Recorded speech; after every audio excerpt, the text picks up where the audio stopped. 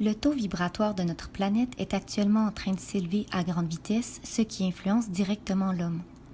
Puisque nous sommes interdépendants et interconnectés à notre environnement, nous pouvons facilement concevoir que le changement vibratoire de la Terre puisse nous affecter.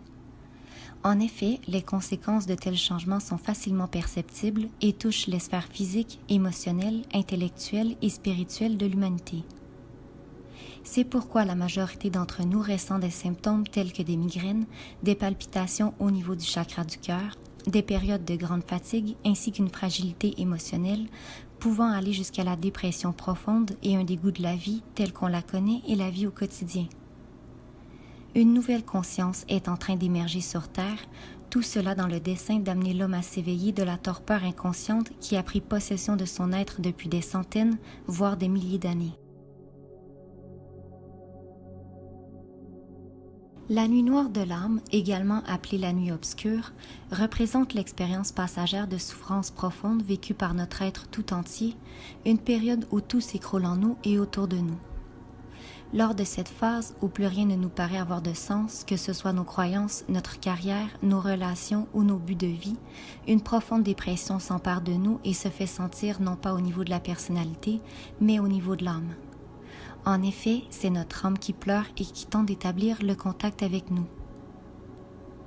Lorsque s'enclenche en nous ce phénomène hors du commun, c'est parce qu'une transformation intérieure est en train de voir le jour. Mais avant, nous devons traverser l'enfer. L'enfer de quoi? De notre mental et de notre ego. De cette fausse personnalité que nous avons créée pour éviter de souffrir à nouveau. La nuit noire de l'âme survient pour nous faire prendre conscience que tout ce que nous pensions savoir, toutes nos convictions, nos perceptions et nos idées ne sont rien d'autre que les résultats d'un mental conditionné et que cela n'a plus lieu d'être. En effet, cela nous a plongés dans un univers superficiel et nous a empêchés d'explorer notre véritable nature ainsi que notre intériorité. À présent, nous devons rebâtir notre vision de qui nous sommes réellement, au plus profond de nous-mêmes, sur la base de la connaissance et non sur l'illusion du monde de la forme. Sachez cependant que l'illusion nous a été utile, dans le sens qu'elle nous a amenés à voir la vérité qui se cache juste derrière. La nuit noire entamée, nous savons désormais que notre vision du monde et de nous-mêmes est trouble, filtrée par notre mental humain et que cela ne peut plus nous servir. En effet, l'ego doit abdiquer son trône pour que l'être s'éveille et reprenne sa place au centre de notre vie. Lorsque la nuit noire de l'âme s'enclenche en nous, nous sommes déchirés entre nos anciens schémas de pensée et les nouveaux ressentis qui émergent en nous. À ce stade, la difficulté est double. Tout d'abord, notre nouvel état de conscience étant encore au stade embryonnaire, nous doutons d'avoir en nous la force d'affronter toutes les perturbations que nous vivons. En second lieu, nous avons à nous détacher de tout ce qui nous est connu pour nous plonger tête la première dans un univers nouveau et inexploré. Si vous en savez un minimum sur l'être humain, vous êtes déjà au courant que l'homme préfère de loin ses bonnes vieilles habitudes et modes de fonctionnement au changement et au renouveau. Le degré de résistance de l'individu face aux transformations subies lors de la nuit noire de l'âme sera donc un élément déterminant qui facilitera ou au contraire compliquera ce passage vers l'être. Pour la plupart, l'élément déclencheur provient en premier lieu du monde extérieur. perte d'emploi, décès d'un être cher, accident, pour ensuite atteindre et ébranler les 3 autres sphères, c'est-à-dire la sphère émotionnelle, intellectuelle et spirituelle.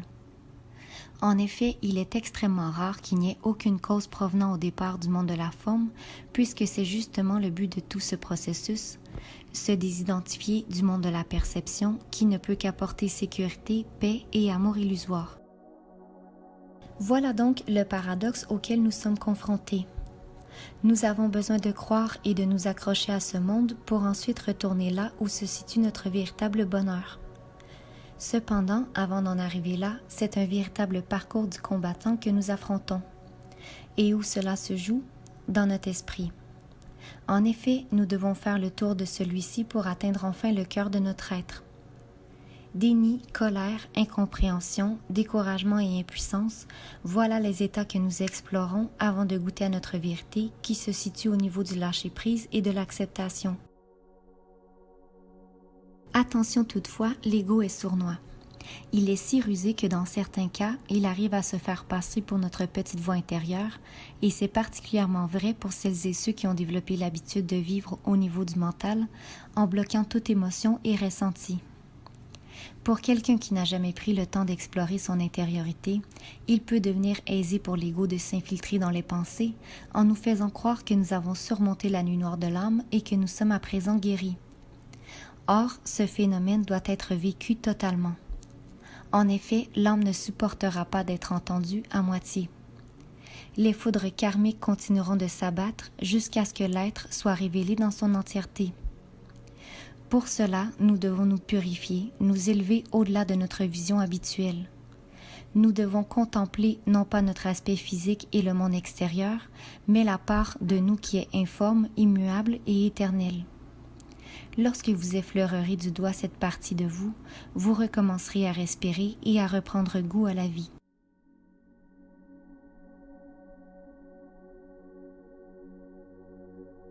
La nuit noire de l'âme a pour but de nous faire prendre contact avec notre véritable identité. Nous ne sommes pas ce corps ni ce mental. Nous ne sommes pas notre personnalité ni même nos pensées.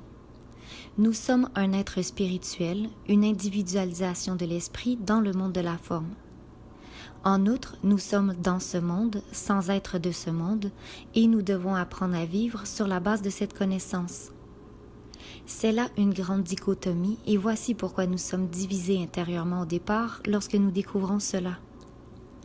Comment faire pour continuer à vivre au sein de ce monde, de cette société et de cette matrice, tout en sachant que notre passage dans le monde de la forme n'est que temporaire? Pour répondre à cette question, il nous faut prendre de la hauteur et nous connecter à notre âme, puisque c'est elle qui est la responsable de notre passage sur cette terre. C'est elle qui a cru bon de venir ici-bas afin de poursuivre son voyage d'évolution, d'intégration et d'unification. C'est également elle qui a établi notre plan de vie, c'est-à-dire notre contrat contenant les grandes lignes de notre incarnation actuelle. Sachez cependant qu'en arrivant sur cette belle planète, nous perdons nos mémoires et oublions tout de ce plan préétabli. Ainsi, nous tombons dans les pièges de l'existence terrestre en nous identifiant au monde de la forme, le monde des illusions. Nous choisissons de suivre la voie dans notre tête au lieu de suivre notre cœur, ce qui nous éloigne de plus en plus de notre route. C'est alors qu'arrive, comme par hasard, l'événement qui nous plongera dans la plus profonde angoisse qui soit et qui nous fera explorer les ténèbres pour qu'ensuite s'éveille en nous la lumière. Lorsque cela advient, la plupart d'entre nous se demandent ce que nous avons bien pu faire pour que s'abatte sur nous une telle douleur. La réponse est simple pourtant, il n'y a pas de lumière sans obscurité. Bien que cela ne saute pas aux yeux de prime abord, sachez qu'il y a une connexion cachée entre ces deux éléments. En effet, l'un ne va pas sans l'autre, puisque nous vivons au sein d'un univers relatif. La lumière ne peut être connue et expérimentée qu'en vivant l'absence de lumière, soit l'obscurité. En vous plongeant au cœur de celle-ci, vous trouverez votre lumière. D'ailleurs, votre âme sait cela. En retrouvant votre lumière, qui n'est autre que ce que vous êtes réellement, vous pourrez continuer à vivre dans ce monde en sachant que tout ce qui importe est que vous irradiez votre lumière intérieure, votre étincelle spirituelle, pour le temps qui vous est consacré sur cette terre.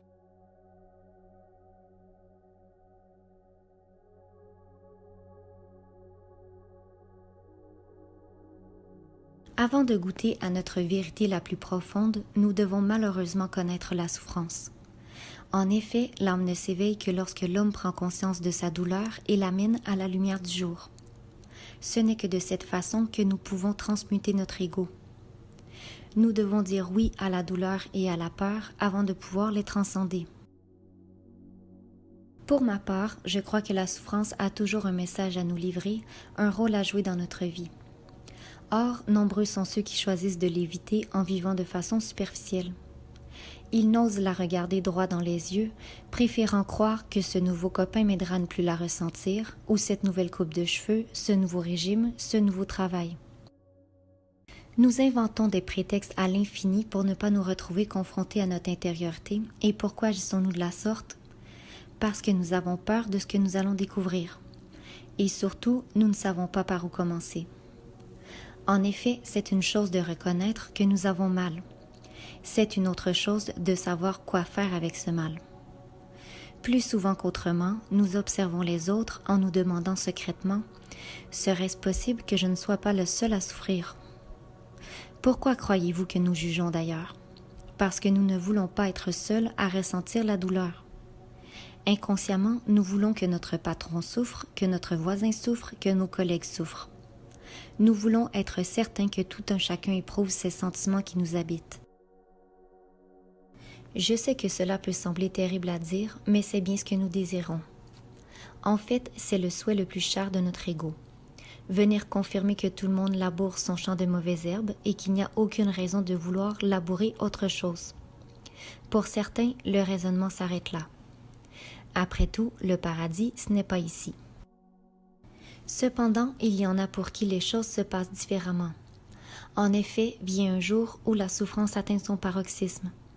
C'est alors qu'une ouverture se crée et que débute le voyage vers l'être, vers la vérité.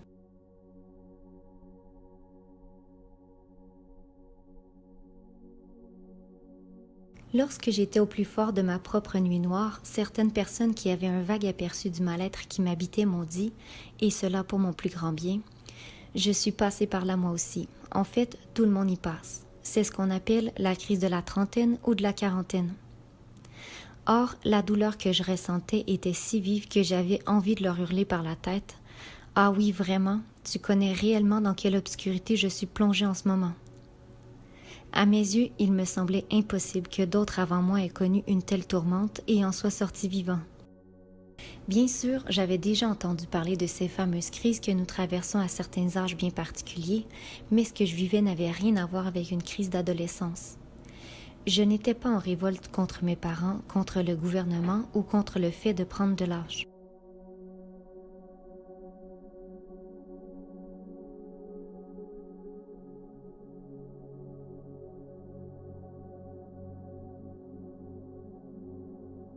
À cette époque, je n'avais pas encore pris assez de distance pour comprendre avec discernement l'état émotionnel qui m'habitait.